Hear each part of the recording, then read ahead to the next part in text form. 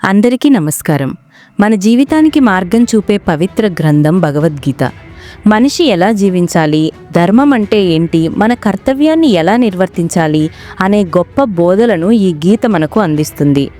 ఈ గీతలో మొత్తం 18 అధ్యాయాలు ఉన్నాయి. ప్రతి అధ్యాయం మనిషి జీవితానికి ఒక ముఖ్యమైన మార్గాన్ని చూపుతుంది. మొదటి అధ్యాయం అర్జున విషాద యోగం. ఈ అధ్యాయంలో యుద్ధభూమిలో తన బంధువులను చూసిన అర్జునుడు ఎంతో దుఃఖానికి లోనవుతాడు. రెండవ అధ్యాయం సాంఖ్యయోగం. ఇందులో జీవితం మరియు ఆత్మ యొక్క నిజమైన స్వరూపం గురించి చెప్పబడింది. మూడవ అధ్యాయం కర్మయోగం. మన కర్తవ్యాన్ని ఫలితం మీద ఆశ లేకుండా ఎలా చేయాలో ఇందులో చెప్పారు. నాలుగవ అధ్యాయం జ్ఞాన కర్మ సన్యాస యోగం. జ్ఞానం ద్వారా మనిషి మోక్షాన్ని ఎలా పొందగలడో ఇందులో వివరించారు. ఐదవ అధ్యాయం కర్మ సన్యాస యోగం. కర్మను వదిలేయటం కన్నా నిష్కామ కర్మ చేయటం గొప్పదని చెప్పారు. ఆరవ అధ్యాయం ధ్యానయోగం. ధ్యానం ద్వారా మనసును ఎలా నియంత్రించాలో ఇందులో చెప్పారు. ఏడవ అధ్యాయం జ్ఞాన విజ్ఞాన యోగం. దైవ స్వరూపం గురించి ఇందులో వివరించారు. ఎనిమిదవ అధ్యాయం అక్షర బ్రహ్మయోగం. మరణ సమయంలో మనసు ఎలా ఉండాలి అనే విషయాన్ని చెప్పారు. తొమ్మిదవ అధ్యాయం రాజవిద్య రాజగుహ్య యోగం. ఇది గీతలో అత్యంత గొప్ప జ్ఞానాన్ని చెప్పే అధ్యాయం. 10వ అధ్యాయం విభూతి యోగం. ప్రపంచంలో కనిపించే దైవ మహిమలను ఇందులో చెప్పారు. 11వ అధ్యాయం విశ్వరూప దర్శన యోగం. ఇందులో అర్జునుడు కృష్ణుని విశ్వరూపాన్ని దర్శిస్తాడు. 12వ అధ్యాయం భక్తి యోగం. భక్తి మార్గం యొక్క గొప్పతనం ఇందులో వివరించారు. 13వ అధ్యాయం క్షేత్రజ్ఞ విభాగ యోగం. శరీరం మరియు ఆత్మ మధ్య ఉన్న తేడాను వివరించారు. 14వ అధ్యాయం గుణత్రయ విభాగ యోగం. ప్రకృతిలోని 3 గుణాల గురించి చెప్పారు. 15వ అధ్యాయం పురుషోత్తమ యోగం. జీవాత్మ మరియు పరమాత్మ స్వరూపాన్ని వివరించారు. 16వ అధ్యాయం దైవాసుర సంపద్విభాగ యోగం. మనుషుల్లో ఉండే మంచి గుణాలు చెడు గుణాలు గురించి చెప్పారు. 17వ అధ్యాయం శ్రద్ధాత్రయ విభాగ యోగం. మనుషుల శ్రద్ధ 3 రకాలుగా ఉంటుందని వివరించారు. 18వ అధ్యాయం మోక్ష సన్యాస యోగం. ఈ చివరి అధ్యాయం గీతలోని అన్ని బోధలను సమగ్రంగా వివరిస్తుంది. ఇప్పుడు మనం మొదటి అధ్యాయంలోని మొదటి 5 శ్లోకాలు అర్థంతో తెలుసుకుందాం.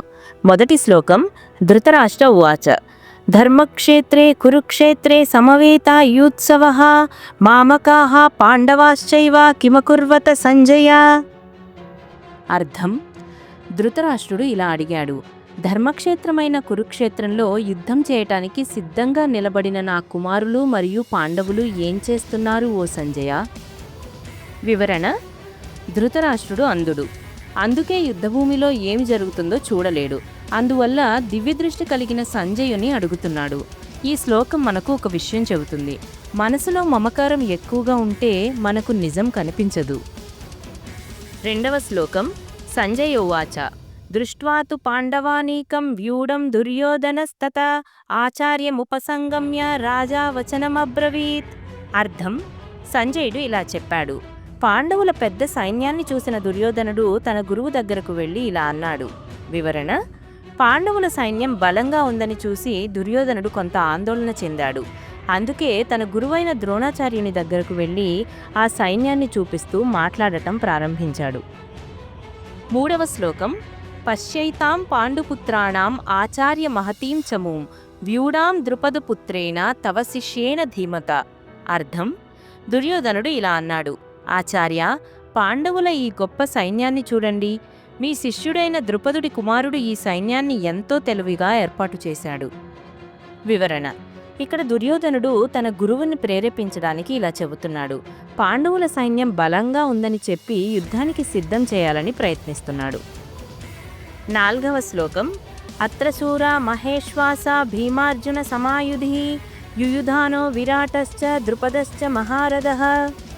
అర్థం: ఈ సైన్యంలో ఎంతో ధైర్యవంతులైన యోధులు ఉన్నారు.